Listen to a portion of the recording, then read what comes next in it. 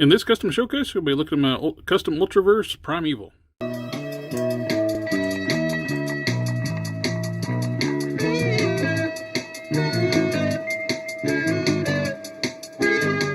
If you happen to watch the video of my last custom Ultraverse Prime, you guys see a little sneak peek of this. This is the Primevil. He was a discarded husk of Prime that was magically reanimated by Necromantra. Almost kind of like a magical, bizarro, parasite type character of Prime. This was a fun project to do, and I have to give a big shout out to my friend Box Cannons on Instagram.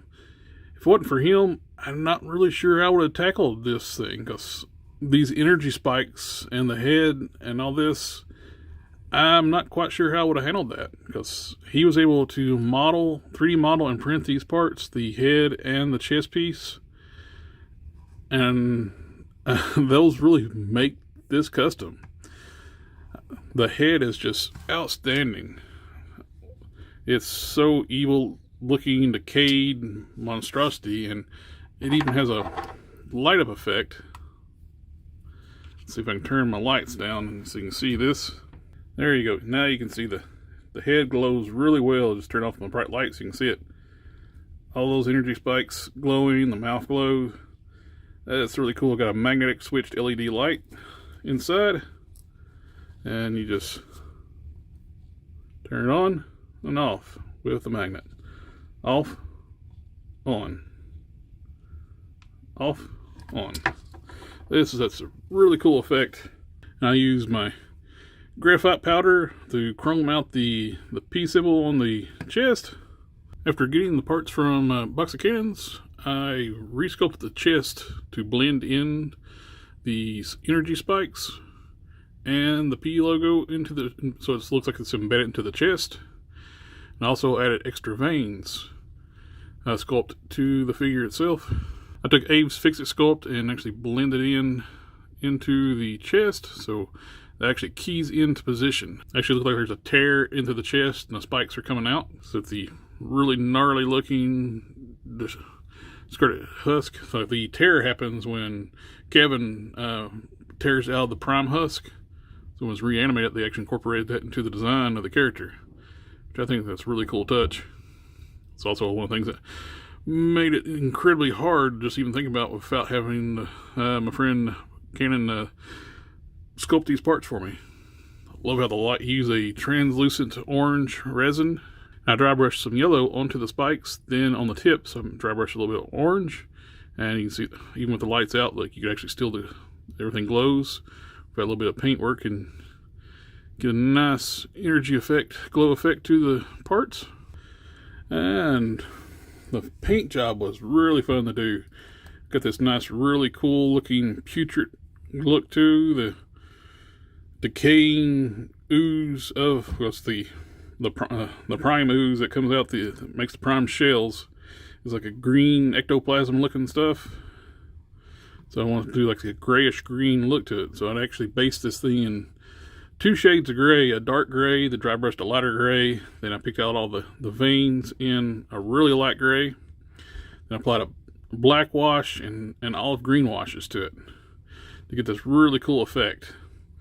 The base body is the Caliban for the most part.